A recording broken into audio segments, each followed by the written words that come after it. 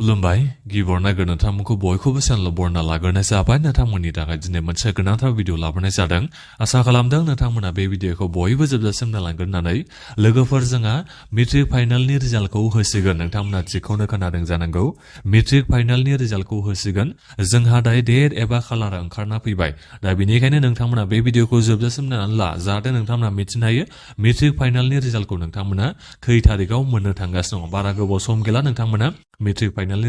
रिजाल्टखौ मोननो हाथारसिगोन डेटखौ नोंथांमोना बे भिडिअनि गेजेरजों मिथिनो हासिगोन आरो बेजों लोगोसेनो आं नोंथांमोननिसिम बे भिडिअनि गेजेरजों हायार सेकेन्डारिनि फाइनालनि रिजाल्टखौलाय नोंथांमोना माब्लाथो मोननो हागोन आं बिनि बागैबो आपडेट हरनो सानदों गासिबो नोंथांमोना बे भिडिअखौल' जोबजासिम नायलांबानो जाबाय दा बेनिफ्राय आंनि नोंथांमोननिसिम मोनसे खावलायबो थाग्रोखाबाय नोंथांमोना गासिबो चेनेलखौ साबस्क्राइब खालामनानै लाखादो होननानै मानो होनोबा रिजाल्टखौथ' नोंथांमोना मोननो हाखासिगोन नालाय दा बेनिखायनो रिजाल्टखौ नोंथांमोना बोरै नायनो नांगौ आं बेखौबो भिडिअ लाबोनानै नोंथांमोननिसिम खोन्थाहरगोन रिजाल्ट होखालि दा बेनिखायनो गासिबो नोंथांमोना चेनेलखौ साबस्क्राइब खालामनानै लाखाजोबबानो जाबाय दानिया नोंथांमोना खोनासंदो नैबे मेट्रिक फाइनालनि रिजाल्टखौ नोंथांमोना खै थारिखआव मोननो थांगासिनो दङ नोंथांमोना एप्रिलनि नैबे 10 थारिखआवनो मोननो थांगासिनो दङ नोंथांमोना इलेक्सननि नेक्स्ट दिना मोननो हासिगोन जेनेबा जोंहा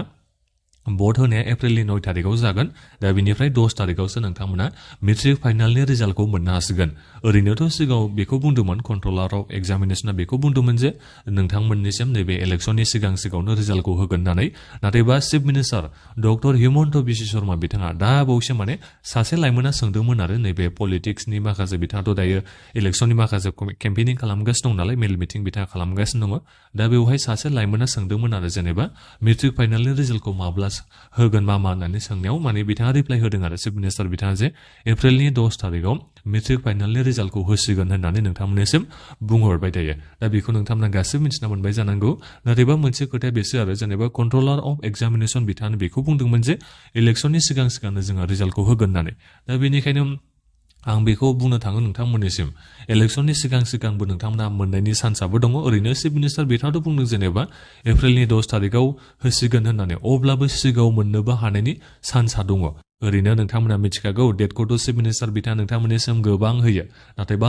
मालाबा जाय डेट होयो बेहाय बिथांमोना रिजाल्टखौ होआ मालाबा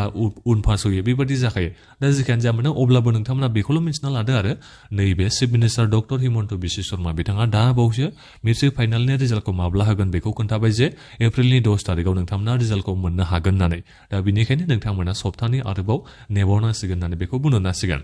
दा बिनिफ्राय हायार सेकेन्डारि फाइनालनि रिजाल्टखौ नोंथांमोना माब्ला मोननो हागोन नोंथांमोना हायार सेकेन्डारि फाइनालनि रिजाल्टखौबो एप्रिलनि जोबनाय सप्तायाव मोनगोननि जोंहा गोबां चान्सआ दङ आरो नोंथांमोना मोनगोनखौ आसाखौ लाबानो जाबाय एप्रिलनि जोबथा सप्तायाव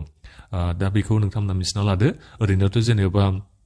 अफिसियेलि डेटखौ होआखै चिफ मिनिस्टार बिथाङाबो हायार सेकेन्डारि रिजाल्टखौ माब्ला होगोन बिनि बागै जेबो बिथाङा खोथाखौ बुङाखै दा बेनिखायनो नोंथांमोना आसाखौल' लाबानो जाबाय नोंथांमोना एप्रिलनि जोबथा सप्तायाव नैबे हायार सेकेन्डारि फाइनालनि रिजाल्टखौ मोननो हागोन होननानै नाथायबा नैबे मोनसे कनफार्म जाबाय आरो जेनेबा मेट्रिक फाइनालनि रिजाल्टखौ नोंथांमोना एप्रिलनि 10 थारिखआव मोनगोना जोंहा दिनै मार्चनि 29 थारिख जाबायनोसै दा बेनिखायनो बारा गोबाव सम गैला सप्तानैयावनो नोंथांमोना रिजाल्टखौ मोननो थांगासिनो दङ दा बेखिनियानोमोन नोंथांमोना दानिया गासिबो चेनेलखौ साबस्क्राइब खालामना लादो जाहाथे नोंथांमोना रिजाल्ट होखालि रिजाल्टखौ नोंथांमोना बोरै नायनो नांगौ आं बेखौ नोंथांमोननिसिम बे भिडिअनि गेजेरजों खोन्थाहरगोन नालाय दा बेनिखायनो साबस्क्राइब खालामना नोंथांमोना गासिबो लाखाबानो जाबाय दा बेखिनियावनो नोंथांमोना माबाफोर सोंनांगौ दङबा भिडिअनि कमेन्ट बक्सआव नोंथांमोना कमेन्ट खालामना सोंहरदो आरो बे भिडिअखौ नोंथांमोना गासिबो लोगोफोरनो शेयार खालामना होबानो जाबाय जाहाथे नोंथांमोननि लोगोफोरा मिथिनो हायो मेट्रिक फाइनालनि रिजाल्टखौ खै थारिखआव होनो थांगासिनो दङ बेखौ दा बेखिनियानोमोन गोजोन्थों